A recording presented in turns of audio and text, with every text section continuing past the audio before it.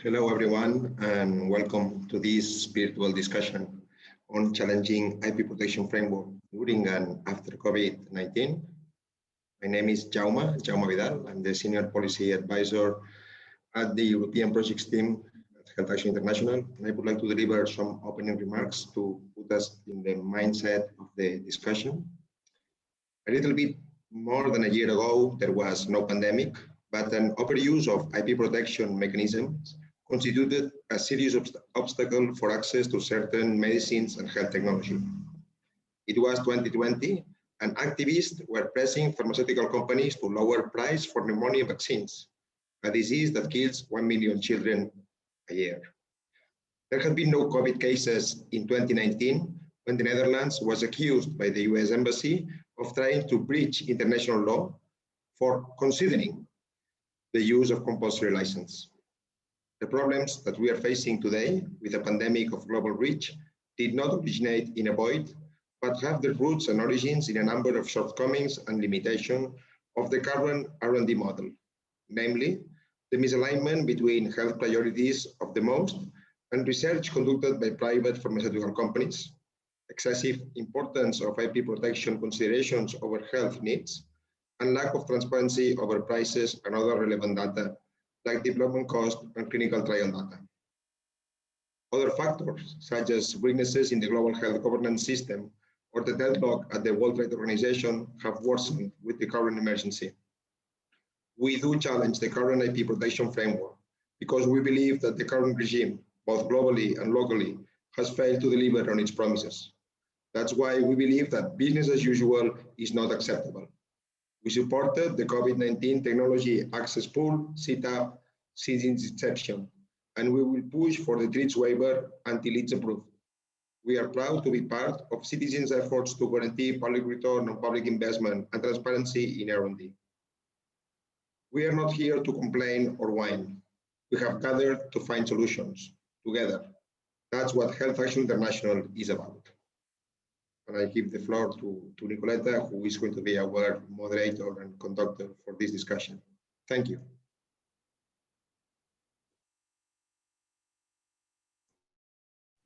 Thank you, Jaume, and thank you for the possibility of moderating this discussion today, this afternoon. It is a very important conversation that we are having.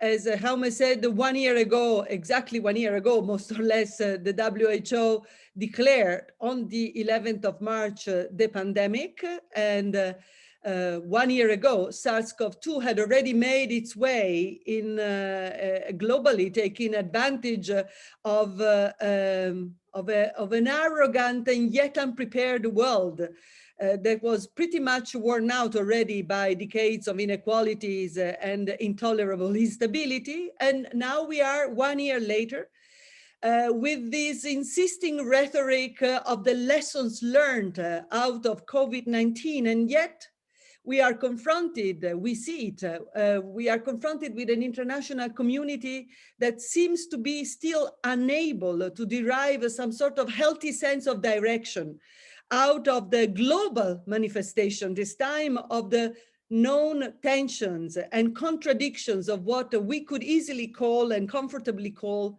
the intellectual monopoly capitalism.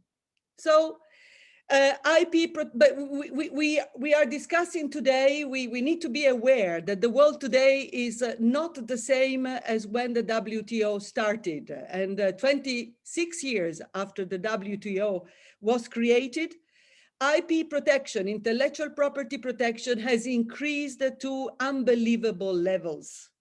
Actually, we need to recall to ourselves, as we talk about the IP waiver, that we are in a world of TRIPS plus, after repeated flows and floods of free trade agreements. So that is why our conversation today is so extremely important. A conversation that is not waning or complaining, as Jaume said, but to try and project a sense of direction, a horizon, looking at the notion of universal access to remedies against COVID-19. we are at a turning point these days because finally, after many years, the topic of this conflict between pharmaceutical patents and the right to health has been socialized again. Civil society and public opinions are talking about it.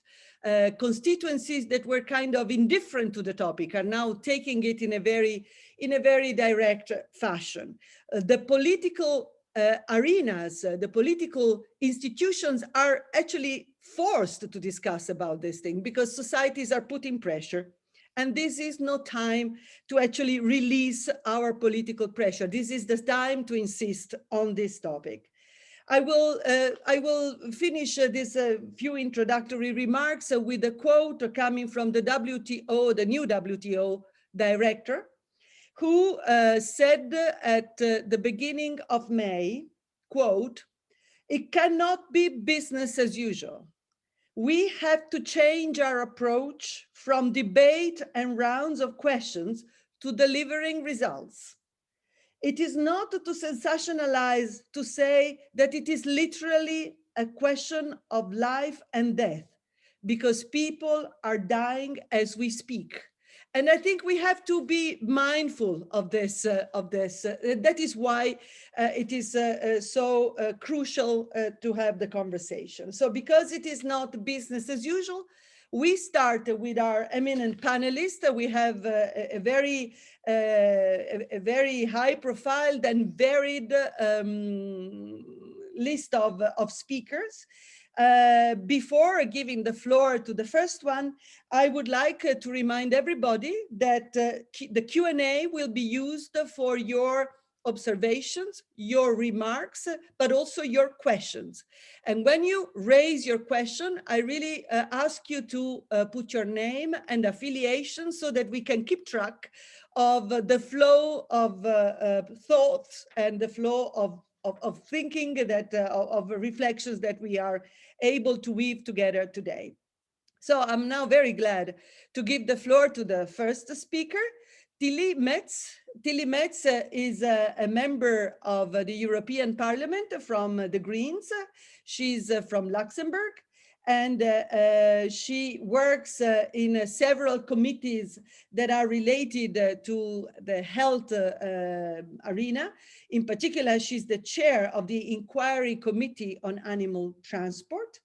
In ENVI, she particularly focuses on health and healthcare, and she represents the Greens in the discussions around the extension of the mandate of the European Medicines Agency and the Pharmaceutical Strategy. And she also coordinates the Greens Health Working Group. So I really am very glad to give Tilly the floor. Please, Tilly, you have the floor. Thank you very much for this introduction to both of you, Nicoletta and also Joan. Yes, so thank you also for inviting me to this event. And Joan made already a great introduction, so I will just briefly present a few points which are important for us, the Greens. A year ago, it became clear that intellectual property issues would have to be resolved to ensure access to therapeutics, vaccines, and other healthcare products. Since the beginning of this pandemic, the European Parliament was quick in recognizing the issue and calling the Commission to support the calls of different countries to find a global solution based on solidarity. For example, when the WHO opened a proposal from Costa Rica, supported by 41 high, middle and low income countries, established the COVID-19 technology access pool, the so-called CTAP. For that purpose, we Greens, but also many members of the Parliament supported this call. Renew the instrument and others like COVAX would be key in sharing knowledge at international level and ensuring also large access to COVID-19 treatments and vaccines. Unfortunately, CTAP, as other international instrument, is not used enough.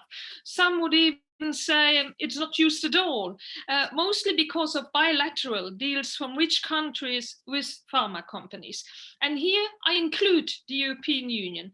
I must say, on the one hand, I'm very happy with the work of the Commission, because a coordinated approach to procure vaccines would have been a disaster from some member states alone in Europe. But I'm really outraged that the European vaccine contracts for COVID-19 basically leave all the ownership of IP rights solely to the companies.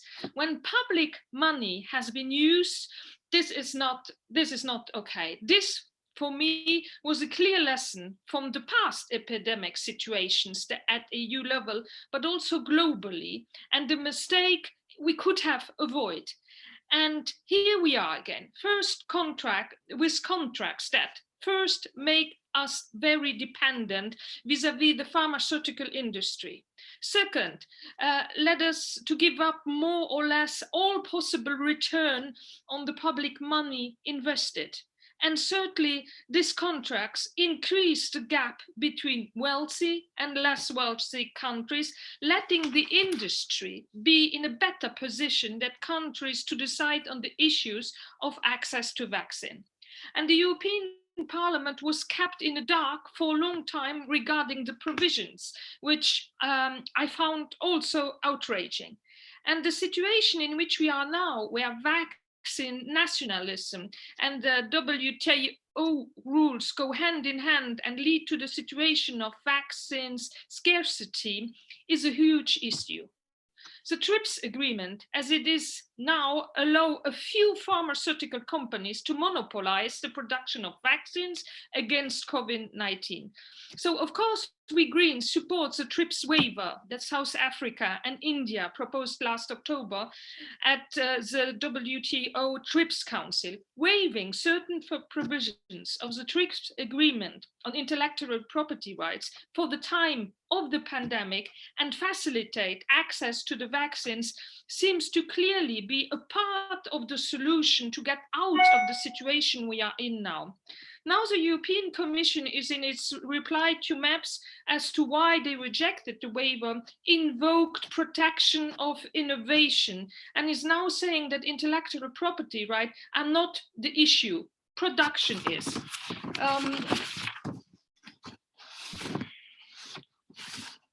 And also ensuring large access to COVID-19 treatment. Unfortunately, CTAP, as other international is not used enough. That was already what I was saying. Sorry, I had a disorder here in my paper, which is partly true. So just to come back, sorry, the Commission answered us when we asked why don't they support the waiver of the intellectual property rights in the TRIPS. They were answering, as I said, that it was not that the issue, but the production is. So in some case, this is partly true. The waiver of the EP rights will not be sufficient in itself to solve the issue of the access. Sharing of know-how will be key indeed. So as MAPS, as member of the European Parliament, what are we working on now regarding global access? First, it is very important for us Greens that countries stop hiding behind COVAX. This is not solidarity, but charity, and won't solve the situation. So we keep demanding the Commission to change its course of action and supports the TRIPS waiver, for example. Second, the EU should support CTAP politically and financially. And the new HERA incubator mentions a revision of the EU deals for vaccines. For us, it would be very important to revise IP rights provisions in the contracts and include mandatory participation to CTAP as a condition to access to public money. Lastly, we are advocating for the HERA, so the Health Emergency Preparedness and Response Authority, to be a long-term solution, but that the current proposal of an HERA incubator, which is again very EU-centric, at the moment should be focused instead of contributing, should be focused instead on contributing to international tools such as CTAP. I will end my presentation on a few words regarding the pharmaceutical strategy. As also Nicoletta mentioned it already, I will shadow on that file. We believe this file is really a good opportunity to push for better affordability and access to medicine. For example, as Green, we believe it is key to develop a European public research center for clinical trials and the development of treatments, medicines, and vaccines to ensure the protection of European citizens' health. We also stand for more transparency and believe we should ask pharmaceutical companies to be transparent about the cost to develop medicine if they want to receive public subsidies. Moreover, we believe we should step action against abuses of dominant positions in the pharmaceutical sector and increase the possibilities for the EU countries to use compulsory licenses. Finally, to improve access to medicine, we believe the EU should be used to pool procurements, joint price negotiations, and improve information exchange between EU member states. So I'm very happy to detail the one or the other point a little bit more if you have questions. Thank you very much. Thank you very much, Tilly. There would be really a lot of work to be done politically. You are framing a completely different agenda. And I think we really need to acknowledge as European citizens, those of us that are European citizens, that the European Parliament is really working very, very hard to dynamize the debate and also move things in the right sense of direction. So thank you for this long list of topics that would need exploding and doing, basically. I will now pass the floor to Gopakumar, who, as well as being a friend, is a senior researcher with Third World Network. Third World Network is an independent organization that has a long history of policy research and advocacy on trade and development issues. And I would like to acknowledge that Gopakumar in particular is one of the pillars of IP and access to medicines issues in the WHO and other fora, and is one of the main drivers together with some of the colleagues like Sangeeta Sashikant of the policy initiatives that are moving in this complex arena with a focus on the third world. So Gopakumar, you have the floor. So thank you. Thank you, Nicoletta, for the nice introduction, and thank you, Jaume and his colleagues in HAI for organizing this webinar. If you speak about the access after around completion of 1 year of the global pandemic, the beginning of the pandemic, it was very clear there was a huge shortage of many medical products globally. There is a WHO study which shows that 49% of the medical product exports are emanating from just 5 countries, and at that point of time, and China, Germany, and US control around 40% of the personal protective equipments at that point of time. And again, even as far as other medical equipments like ventilators or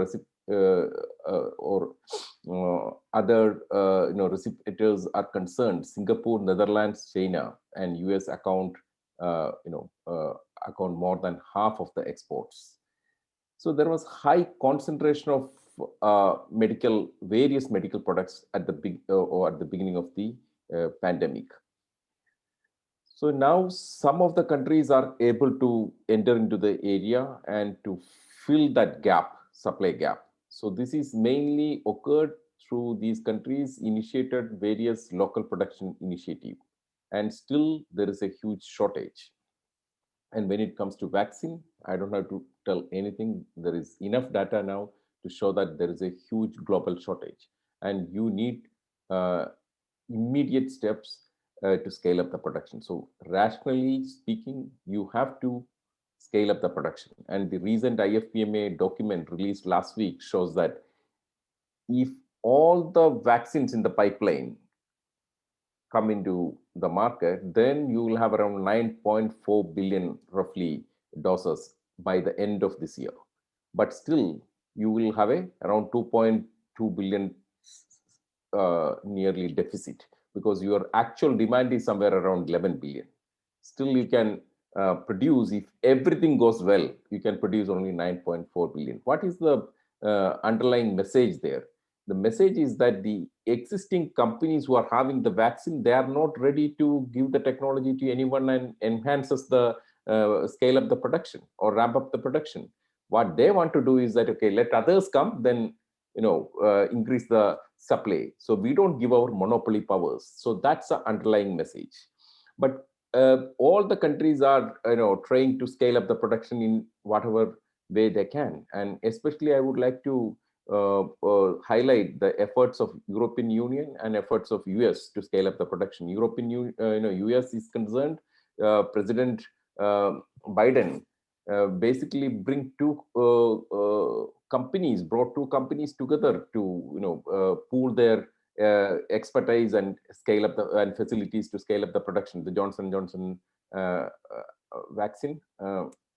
And similarly, Europe is trying. The European Union statement in WTO states that they are making many efforts to bring together the manufacturers within Europe to share the facilities and scale up the production. But these two countries are in a way preventing the same thing to happen in other countries. And here comes the intellectual property rights. Say President Biden could bring these two global giants to come together and to have a production, to enhance the production facility. This cannot happen in a developing country where a domestic company can be asked to scale up the production, but they need technology from a global giant.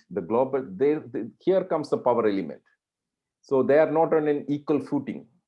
The company which has the technology is a global giant, and the company which is supposed to receive this technology is a domestic producer or what we call it a small fry.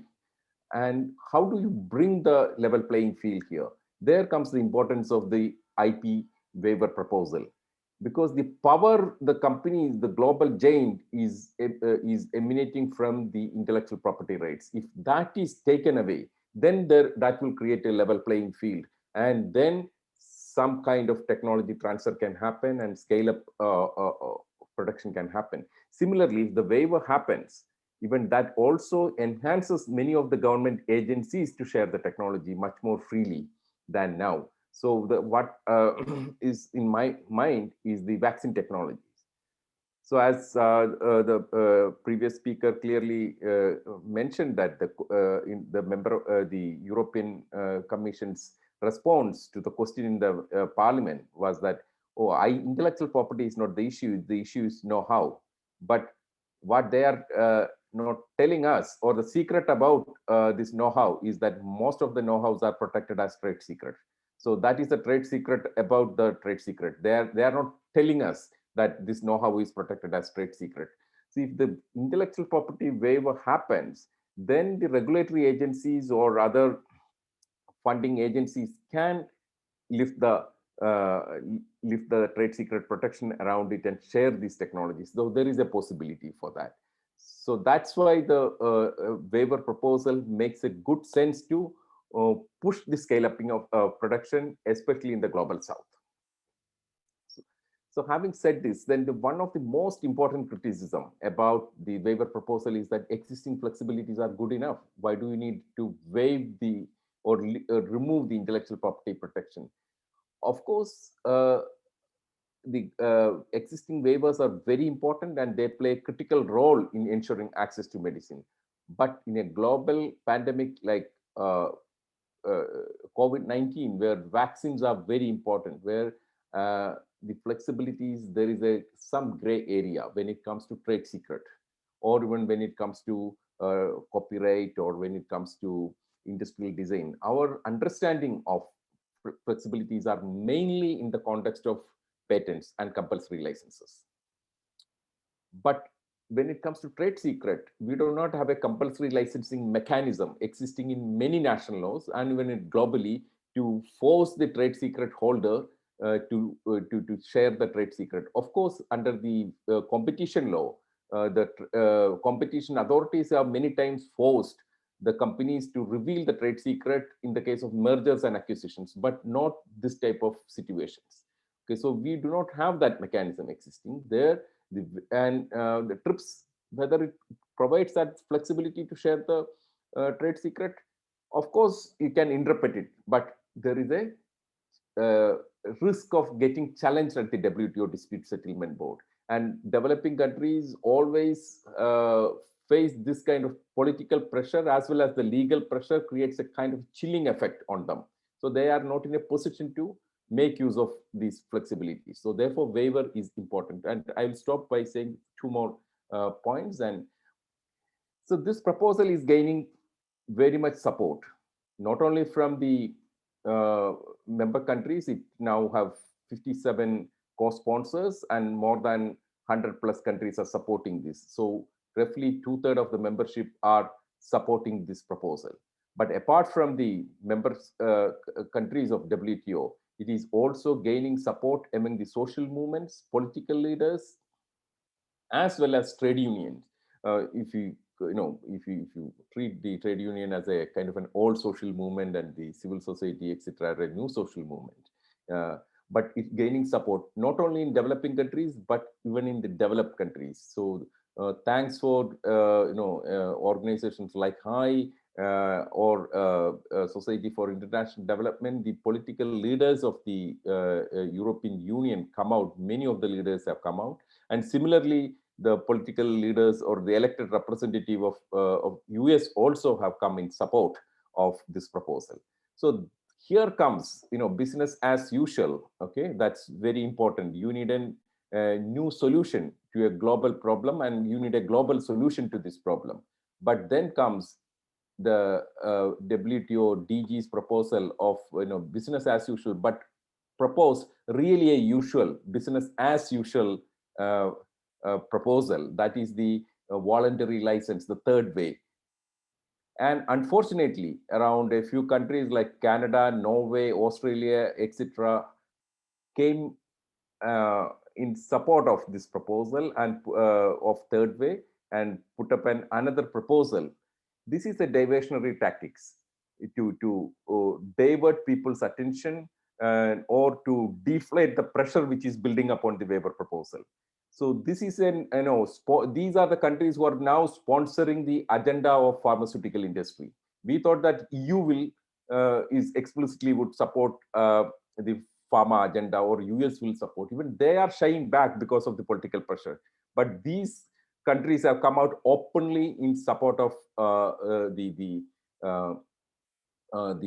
pharma agenda. They became the flag bearers of, unfortunately, the flag bearers of the pharmaceutical agenda. US and EU are the main two countries who are blocking this, but unfortunately, I told you these 7 countries went further ahead and started legitimizing a pharmaceutical company's agenda. And my last point is that how do we address this situation? I think I am very much optimistic. The political pressure as well as the people's pressure, that makes it a political pressure. That is the key, and we have to expose this the pharma nexus, where even an appropriation of the public money for the private gains. The most important justification for intellectual property protection, especially patent protection, was that it is a necessary tool to ensure the investment, as an incentive for investment in R&D. But here it's a public investment and complete de-risking of R&D as well as manufacturing. But the governments are, a few governments are ready to give that monopoly right and protect the status quo at the cost of people's lives. So that should be exposed. Thank you. Thank you very much, Gopa. And as we are seeing this old game of changing things, not to change anything, it's very well known in the country that I live in. And so we need really to, it's an old game that we need to disclose. And I want to, embrace your optimism. Now, as it seems that questions are coming already in the Q&A, and this is a good thing, I would like to give the floor to Gerardo Vidigal. Gerardo is a lecturer in public international law and international trade law at the University of Amsterdam. He was graduated from very renowned universities, the University of Cambridge, the Sorbonne Law School, and the University of São Paulo. And he has worked in the dispute settlement as a dispute settlement lawyer at the World Trade Organization. So you were right in the thing. So please, Geraldo, I give you the floor. Exactly. So yes, I always make that disclaimer so that, it's not, someone doesn't think that they got me by saying that I've worked in the WTO. So I'm not here to tell you, how bad the WTO is. I think you have done that's your job in a way. My job here is to tell you what you can get out of it. And so to do that, let me give you a bit the landscape of how intellectual property rights work. So intellectual property rights are generally national. Even in the EU, it's still not the case that states have granted to the EU competence over intellectual property rights. There's the patent convention that is about to be signed. I don't know whether this is something that is perceived as a positive development or a negative one. But the point is, and it's going to come back soon, that all of this happens at the national level at the end of the day. So what does the WTO do? The WTO establishes obligations for countries and acknowledges their right in general to take measures in the public interest, right?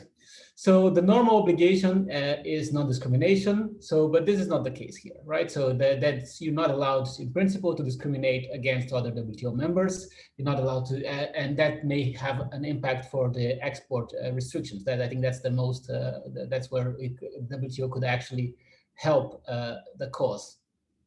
Now, the other issue is that sometimes WTO rules impose positive obligations, so things that states have to do regardless of whether they're discriminatory or not. And patents is one of those cases, right? So on all intellectual property rights, that's actually the main case where WTO law actually imposes minimum requirements on countries to how to address certain issues. And as I think it was Tilly who just said, that there's also the issue of WTO plus. On this, you have a lot of regional trade agreements that impose rules that go beyond WTO law. Now, one good aspect of the current situation is that all of these agreements refer to the WTO for the public interest exception. So presumably, if you can get a decision at the WTO, it sort of filters down to all or up, or however you want to out, or however you want to put this metaphor here. But I would argue that easily, if you have an exception at the WTO approved there, a waiver, for example, then this would be filtered out to all the other trade agreements that refer to WTO law, which I think are all of them in intellectual property rights, at least. The other thing is that there are already, and I think this was Gopal Kumar mentioned this, there is already a set of exceptions for the public interest for access to medicines, right? That's compulsory licensing. I think we're all more or less familiar with it. And what is the principle here? That states can use compulsory licensing to, let's say, in an emergency or even for public non-commercial use. So that's not said enough that there's a clause for public non-commercial use. It doesn't even need to be an emergency. But in that case, you have a right as a state to let's say not respect the full rights of patent holders. The issue here, and again, I'm speaking about patents, there's other intellectual property rights where, again, I would argue that you will find similar dynamics there.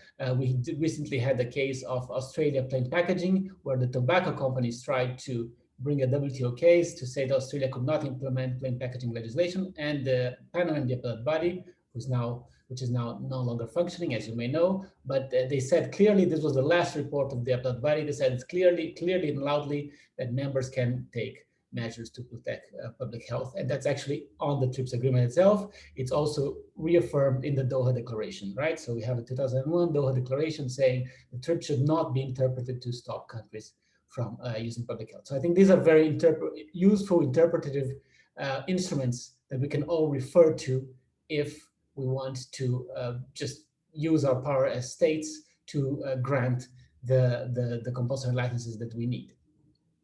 The other issue that there is that there is an instrument for international trade in these compulsory licensing products, and there it gets a lot more complicated, because for a state such as India or Brazil that has a big market manufacturing capacity, they are able to produce medicines under compulsory licensing should they wish to. I don't think anyone has the wish to, even for domestic markets so far. So that's part of the issue that we have to address here. The issue is that if you want to trade these medicines, it's very complicated. For LDCs, it seems to me that it's relatively simpler, but even then we don't see a lot of use of this international trade in compulsory licensing produced products. For other, and even for LDCs, you would have to notify, right? I think and all of these procedural obligations, especially for the developing countries, take a heavy toll and may be seen as preventing them from using these licenses. So I think this is an issue where it would be very helpful to have further easing of the system, so that certainly for LDCs and possibly for all countries without manufacturing capacity, you would have you would either create a system of notification where it's, let's say, it's on the country that wants to challenge the decision to provide to inquire, or you just create an agency that helps countries do this, because it's a lot of paperwork, and as you know, for developing countries, it can be very burdensome. The other thing is that you have to have a negotiation with the company. So that can be waived in case of an emergency, but it's difficult. But let me get to my main point. What WTO law does is it allows you to, and that's, I think, would be the most relevant use of this waiver, because in my view, I think under a certain interpretation of WTO rules that countries could credibly advance, they would have the right to do a lot of the things that you want to do already. The question then is what else can you get from the WTO? And what you can get, and that's my argument, is that you could get a decision where countries, let's say, promise not to insist on intellectual property rights in national jurisdictions. Because my impression from studying a number of cases is that a lot of this happens at the national level. So even if you had a WTO waiver tomorrow and there were no WTO obligations, and let's assume you also this also generated an effect on all other trade agreements, then you would still have the issue that the national laws are not adapted. So someone the other day checked Canada, for example. How do you do if you want Canada to issue compulsory licensing to export products abroad? It's not clear. The agency that should answer the phone no one's there, which is understandable. It's a pandemic, but there's no alternative contact point. All these kind of very day-to-day issues are complicated. Also, there's pressure. So in the Netherlands, I think that's on the website of Health Action International, for example.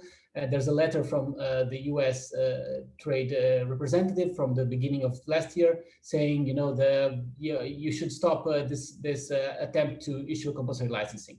And they didn't mention any trade agreements. It was just so what you could get is you would need an agreement for countries, or that's something that maybe the European Parliament can do, at least with regard to the Commission, saying, you will not insist on other countries complying with intellectual property rights. even because that my impression from the research I'm doing is that this correlates not entirely well with where there are rules. So I get the feeling that there's a lot of pressure that happens outside the rules. So if you could get an international agreement to say countries will accept this, I think that's a positive, let's say, development rather than just stopping intellectual property rights, because I think that would not affect necessarily the issue on the ground. And I think I'll stop here for the moment. Thank you very much. Thank you, Geraldo. You just gave a good representation of how geopolitical the whole thing is in the first place, how complex it is, but also how things are to be discussed and debated also at the national level. For example, in Italy now we are discussing a legislation to enhance the compulsory license mechanism. And you gave me a lot of good arguments. So thank you very much. So now I'll give the floor to Julie Stindham. Julie is the coordinator of a very impressive and important mobilization, the European Citizens Initiative, Right to Cure, No Profit on Pandemic. It is a coalition of over 200 European civil society organizations that have the ambition of collecting 1 million signatures in order to tweak the mind of the European Commission and have the European Commission's hold the right position concerning IP rights and transparency during the pandemic. Julie, I give you the floor and please. Many thanks, Nicoletta, and good afternoon to everyone. Thanks for this invitation and for the opportunity to present a bit our campaign. We are quite ambitious, as Nicoletta said. We are searching for 1 million signatures to change the current course of the European Commission's position regarding intellectual property rights and the way it's handling also the transparency or the lack of it, mostly surrounding the vaccine contracts and negotiations with pharmaceutical companies. Maybe first of all, what is a European Citizens Initiative? This is not any kind of regular petition. It's actually an existing official democratic tool provided by the European Commission that allows citizens and civil society organizations to introduce legislative proposals directly to the Commission. So it's an important tool for public and political pressure on the European Commission. The condition that they suggest, and it's not a small one, is that you need to collect the support of 1 million European citizens. And that is what we are facing now.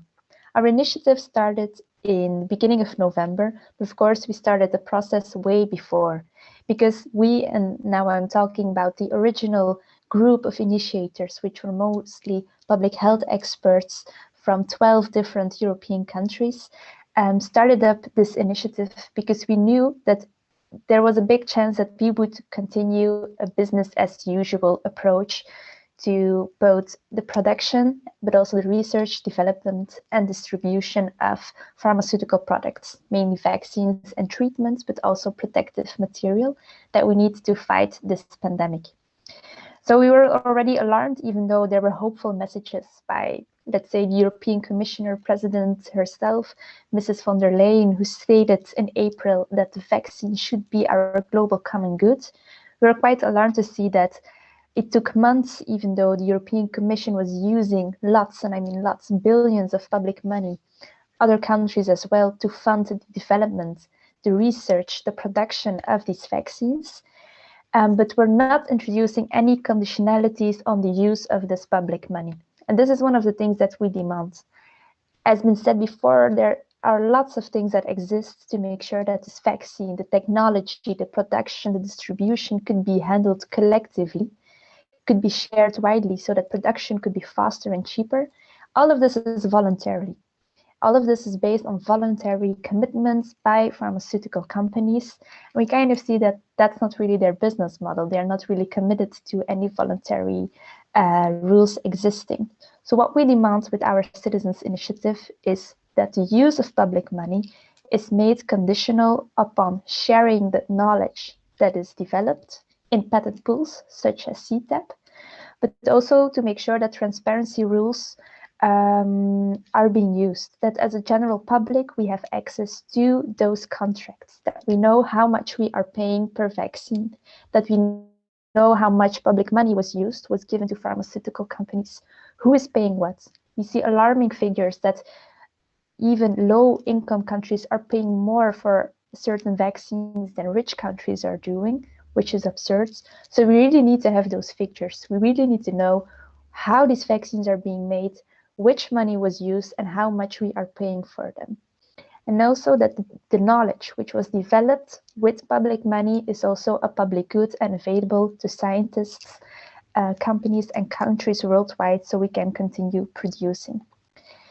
And this is, like all of you said, there seems to be consensus both in the European Parliament, amongst lots of world leaders. The majority of countries in the world are supporting proposals like the TRIPS waiver, but still the Commission and other rich countries are not changing their position. So what is clearly needed is public pressure. Next to the political pressure, we need to involve European citizens. We need to have a public debate on what is happening right now, the problems that we face, the fact that we are artificially making this pandemic last longer.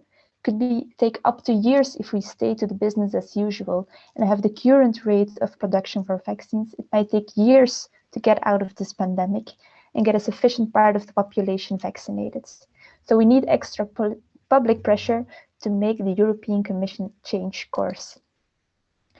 And this is also based on previous experiences. Like lots of the rules existing in the World Trade Organizations were based on experiences in the past, like the HIV crisis in the 90s and the 2000s, when lots of people died. And this is a fact, people died because they couldn't afford treatment. Because pharmaceutical companies like now were refusing to share their knowledge and were only offering the treatments at cost that was unpayable for a large part of the population, mainly in South Africa. And it took years, public mobilization, public pressure, political pressure as well, to change this. And this is when also extra rules like this CTAP patent pool was started and developed. So it was clear that it was public mobilization and pressure that was needed to change the course of both pharmaceutical companies and political leaders. And another interesting example was a movement that existed years ago, but that was also a bit my introduction to the functioning of the European Commission, which was movement on trade agreements and specifically the TTIP movement. The TTIP agreement was a trade agreement between the European Union and the United States, in which also the pressure from pharmaceutical lobbies was very big, and which one central part was also the pharmaceutical companies would be allowed to expand their intellectual property rights and get more hold on the products that they were developing, often with use of public money as well. And also then a very diverse movement stood up. Signatures were collected by petitions, public actions were done, and eventually the trade agreement never came about. So it's clear that we need to take this debate outside of negotiation tables. We need to reinforce what is being said in the European Parliament, and we need to have a public debate. Because if we see, and the polls, the exercise was done by Oxfam as well. If you ask the general public how they feel about the current situation, about 2/3 of the people questioned state that they think the vaccine should be a global public good. It shouldn't just be in the hands of a few countries, not least in a few enterprises, and that during this pandemic, we shouldn't commit ourselves to these private monopoly rights.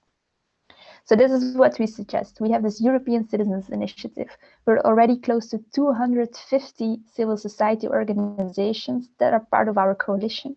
We're present in over 17 countries in the European Union.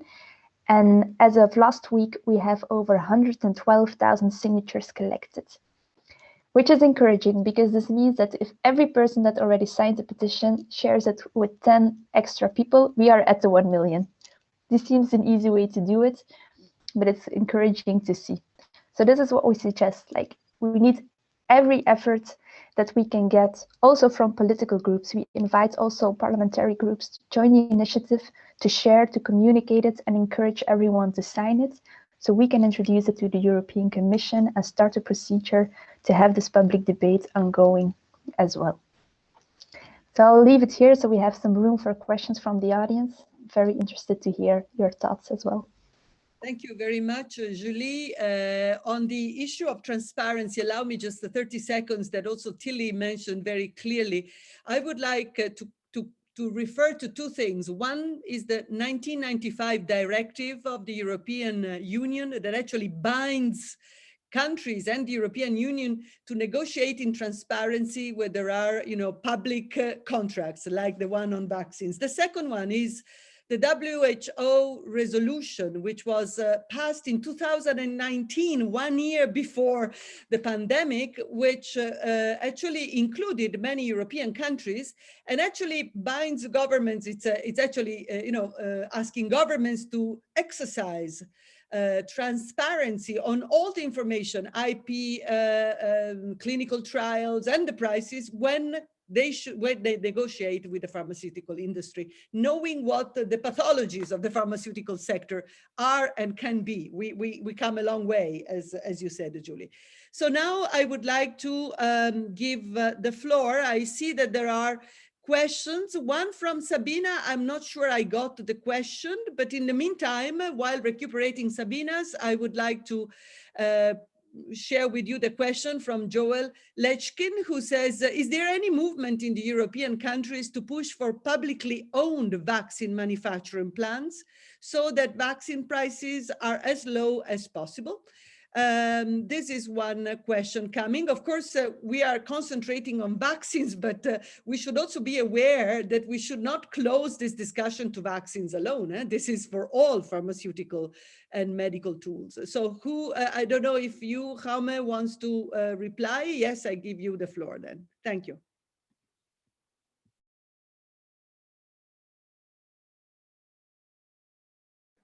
Thank you. And thank you all the panelists. It's really a pity that you have only 1 hour for this discussion. Regarding the question about if there's like the idea of relaunching like the public manufacturing of vaccines in Europe, and I use the word relaunching because let's remember that until the 70s, like countries like Italy, like France, Spain, had really important pharmaceutical sectors that had like public ownership. I don't expect to have this again. I don't think that our governments are going to listen to Matsukato and believe that governments can provide what markets can't. But I see some interesting movements like coming from the European Commission. I don't know if MEP Metz would agree with me, but for example, with the European Pharmaceutical Strategy, what we see is almost industrial policy. I mean, there's a very clear goal, strategic goal of like consolidating a EU-based pharmaceutical sector. The problem, it's going to be in the best of cases, like public-private partnerships. Like the public ownership seems that it's only like for antibiotics or maybe vaccines where for the variants or like COVID-19 related. But also, I think that we should remind ourselves that like big pharmaceutical companies had stepped away from vaccine research, manufacturing, and because it was not lucrative.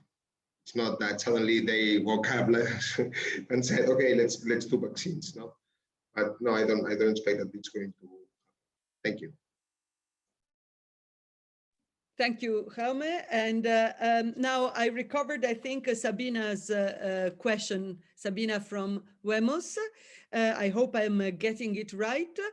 She was wondering whether HERA's setup. HERA is the new kind of proto-notion of a public R&D venue for pharmaceutical R&D. If HERA's setup will negatively affect the WHO setup. Who wants to answer on that? Tilly? Yes, please. Yes, just very shortly to react also on the question before, that we have accessible prices and also producing our own, or that the more public research is being done and more public development. I think that's not for tomorrow, but that is something we should aim at, that we have a European research center, or at least coordinating the research and also the development of medicines. But what we could ask very soon is, if we put public money in the development of vaccines or medicine, then there should be clear conditions, requirements in the contract also regarding the transparency and the price. What we have now is really, we don't know how much costs the research, the development of the production of a medicine or a vaccine, and then sometimes they come out, especially concerning rare diseases, etc., very high prices, but because the pharmaceutical sector is saying, oh yeah, it costs a lot and so on and so forth. But if we put public money, then we have to ask for transparency about the real cost, and also having an eye on the price that is asked.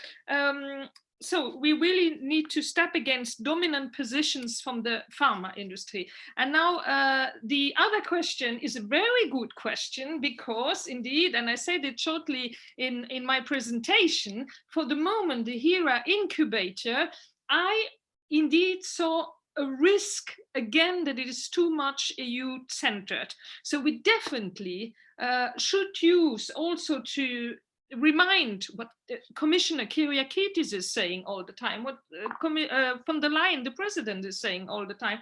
They are always saying nobody is safe until everybody is safe. So let's please then also in parallel, we have to invest politically, financially in the CTAP and in the COVAX. And of course, I really support the initiative, thank you, Julie, of the ECI on the waiver of the TRIPS. We have to put and make again pressure for that, because it's HERA like it's now presented, but I'm looking forward when we discuss it really in the parliament, then we should really focus on that it can't not be too much EU focused. I was too long, sorry.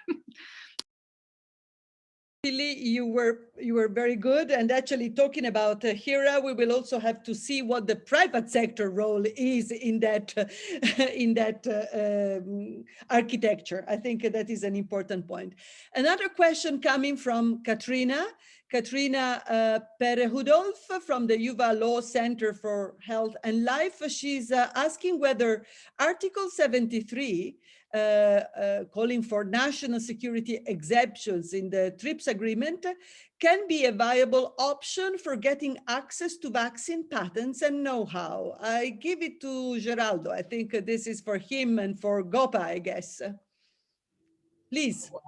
Okay, I'll go first, and then if Gopa wants to complement, feel free, please. So I'm not entirely comfortable with the, let's say, securitization movement that heightens interest to security interests in the attempt to make them into some sort of trump card over other interests, because I think that's a very dangerous path to follow, first. And second, I feel that this is a path that can be used far more easily by those with power than by those without power. And so that because of the way I was framing the issue, right? So this is a lot of the work that needs to be done is to make sure that countries, let's say that governments of countries with patents and government and the companies themselves, let's say, back off and allow the movement to happen. And so if we claim international security, I think the rights that you need are already in the system. So it really, what we need is a collective decision to, let's say, open up, rather than I think the scope for individual action is already there. I can see that, let's say, the idea of how it's tempting to, let's say, play the security card back, but I think that's not generally a movement at the direction I think with that conversation should move in. Thank you. Thank you, Geraldo, for this extremely important point. We are facing an increasing health security agenda now in the WHO. Everybody even wants the treaty on that. Gopa, can you feed on that a little bit? Yeah, I think one of the important lacuna in the TRIPS agreement is that they have not recognized health as part of the security thing. So it's, health as an exception to the TRIPS agreement. Say, if you look at, you have a health security exceptions in GATS agreement or even GATT, but you don't find something. There's an international security is there, but that you can interpret includes health security. But the problem is that it is all come under the scrutiny of the Dispute Settlement Board of WTO. So that is a big chilling effect at this stage. Countries may not able to use this provision, even though there might be a possibility to use it. Okay, so I'm not rejecting that. Still, there is a possibility, but the big problem is that it is supposed to be scrutinized by the WTO Settlement Board. That means the developing countries have to defend their case. Hiring expensive lawyers, unless people like Geraldo may voluntarily offer their help to countries to defend the case. Otherwise, it's a problem. This is a chilling effect. Okay, so that's why we need. It's a global. Again, this is an individual action by a member country. Okay, this is a global pandemic, and we need to have a global solution. And through a waiver kind of situation, it gives a signal to everybody. We know what happened in the Doha Declaration. You have Doha Declaration. Within next day, US called the press conference and say that we don't agree with that, and exerting pressure on political pressure on countries like Thailand or any other country who issued compulsory license. They exerted political pressure. So we want those things to be avoided. And lastly, one more response on the previous question about CTAP. I think CTAP was killed by the IFPMA the day it was started because they rejected that day. And the third way, if there is a third way, then that is only through the CTAP. Otherwise, it's a voluntary license mechanism. That's a mechanism to exercise power. So I looked at one of the voluntary license between the Serum Institute and Novavax. So there is an interesting provision there. The Serum Institute is prevented from manufacturing vaccine materials. All the vaccine materials will be supplied by Novavax to Serum Institute, and Serum Institute will make it the final products, basically a fill and finished sort of thing. So if voluntary licenses are used to prevent the scaling up of production, rather than scale up the production. So we do have these kind of agreements. Okay, so therefore we should be careful about the third way, and the only third way is that through the CTAP and not through the WTO patronization for a voluntary license and legitimizing this exercise of power. That we should reject that. Thank you, Gopa. I think, Jaume, we are at the close. We should be closing. I think we've had an extremely interesting conversation. As you said, 1 hour is not enough, but this is just that, to entice us all to continue for new discussions. I really would like to thank very much our speakers, Tilly Metz, Gopa Kumar, Geraldo Vidigal, and Julie Stindam, because they really traces together for different perspectives into a clear tall task that we have as public opinions in Europe, but actually in the world globally.